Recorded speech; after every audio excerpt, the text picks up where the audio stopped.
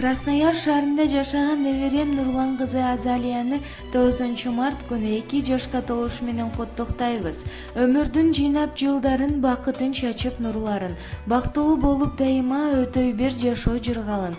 Кылымга толуп кут жашын, кубанычтар көп болуп, жакшылыктар жык толуп, жакындарыңдын бактысына аман болуп, жашыңа жаш кошулуп, жан дүйнөң кубанычка толуп, ден соолукта бол.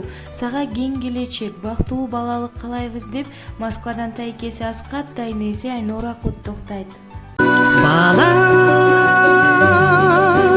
кимдер сүйбөгөн,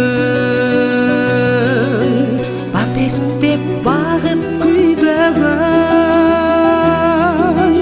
баласы үчүн жок чыгар башына азап үйбөгөн.